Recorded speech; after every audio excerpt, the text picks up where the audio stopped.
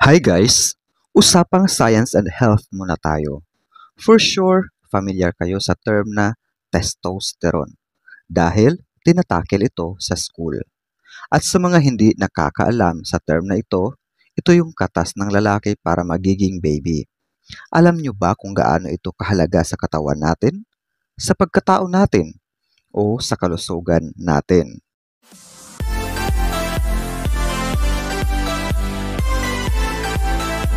Ayon kay medical doctor Graham Rogers, testosterone plays a key role in our muscle mass and bones, facial and pubic hair, body's development of deeper voices, sex drive, mood and quality of life, verbal memory and thinking ability. Ang testosterone or hormone na ito ay napakahalaga sa pag-develop ng katawan ng mga lalaki.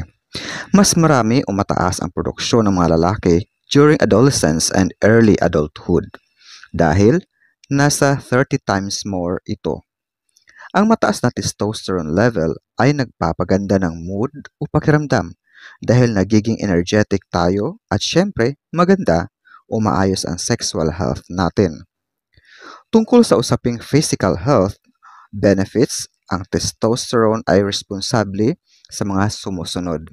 Una, muscle mass dahil ang testosterone ay tumutulong sa pag-build at pag-maintain ng muscle mass which can make workouts more effective. Number 2, bone density. Ang testosterone ay tumutulong upang ma-maintain ang tibay at lakas ng ating mga buto-buto to protect against osteoporosis. Number 3, fat distribution. Testosterone can help decrease body fat and improve insulin sensitivity. Kaya kung napapansin nyo habang tumatanda, humihina rin ang metabolismo. Kaya marami ang nagsitabaan at marami ang sakit na nararamdaman dahil humihina na rin ang produksyon ng testosterone. Number 4, metabolism. Ang testosterone ang nagpapalakas ng metabolismo upang mapanatili ang timbang. Dako naman tayo sa usaping mental health benefits.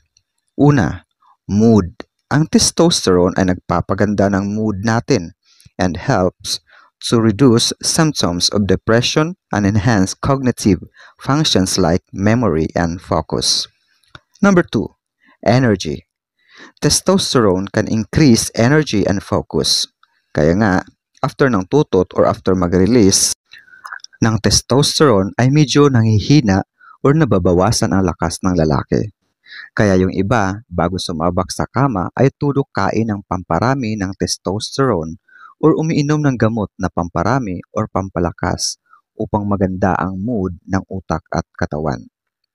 Kung napapansin nyo, madalas pag February 14 or Valentine's Day ay nabebenta or mabenta ang pinya or pineapple juice, buko juice, snowbird, at robust or Viagra or in other term, sildenafil, yung pinaka pangalan niya.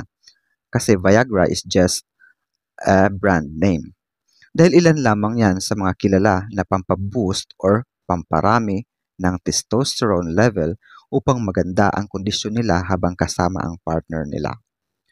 Napapansin niyo rin ba na madalas sa mga probinsya ay sunod-sunod ang mga anak ng mag-asawa? Kaya madalas sa mga malalayong probinsya ay maraming bata, lalo na sa mga malapit sa dagat at farm. Kasi madalas sa mga kinakain nila ay mga fresh at walang masyadong chemicals, kaya napapadami ang testosterone o libido sa katawan, lalo na ang kilawin na isda dahil rich in protein or any seafoods. Tapos yung kilawin na isda ay may gata pa with matching tuba. Ayun, superfood combination kaya mataas ang level of testosterone o libido. Ang ending, tumbling, araro at helicopter to the highest level. Dahilan upang magmukhang baby factory ang lugar nila. Sa usaping sexual health benefits naman, gaya ng sabi ko, ang testosterone ay responsable sa mataas na libido upang mas mag-improve ang sexual performance. At pagdating naman sa usaping erectile dysfunction or yung mga tao na mahirap tigasan o ayaw makisabay sa gusto ng katawan dahil sa kakulangan ng testosterone level. Kaya pag nagkakaedad na, ay pahirapan na lumaban si Manoy dahil pagtungtong ng 30s ay unti-unti nang nababawasan ang produksyon ng testosterone ayon sa mga expert. At every year yun hanggang sa magiging senior citizen. Taon-taon nababawasan ang produksyon ng testosterone. Kaya sabi ng iba, pag matanda na, puro imagination na lang dahil hindi na kaya ng katawan pag walang ayuda ni Viagra. Other benefits naman tulad ng reduced risk of disease. Testosterone can decrease the risk of cardiovascular or sakit sa puso or gaya naman ng prostate cancer. Kaya kung mataas ang level ng testosterone ng isang tao ay malakas ito at malayo sa sakit. Next, reduce joint pain. Kaya pala madalas naririnig ko sa mga matatanda, hindi na daw kaya ng tuhod. Masakit na ang tuhod at kasukasuan. Kaya mahina na sa kama. Kasi syempre, pag matanda na, mahina na rin ang produksyon ng testosterone. Natural lamang na mababa ang testosterone level. Dahilan upang mahina na ang buto-buto. Next, reduce inflammation. Ang testosterone ay tumutulong upang maibsan ang inflammation o pamamaga. Kaya guys, alam nyo na, kumain ng mga fresh at masustansyang pagkain. Iwasan o bawas-bawasan ang mga processed foods upang manatiling malakas o mataas ang produksyon ng testosterone ng katawan para sa magandang kalusugan at magandang bakbakan. At syempre, adisyonal, iwas-iwasan ang sobrang alak, sigarilyo, at iba pang masamang bisyo na nakakasira sa katawan natin. Ugaliing kumain ng mga prutas or fresh fruits upang mapanatili na bata ang ating katawan or kahit papano maibsan or dahan-dahan or hindi mabigla ang pagtanda ng katawan natin pag ito'y ating inaalagaan.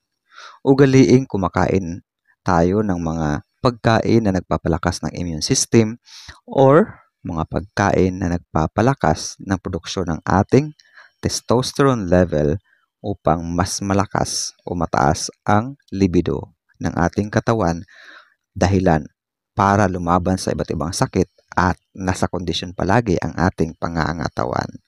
Thank you and until next video.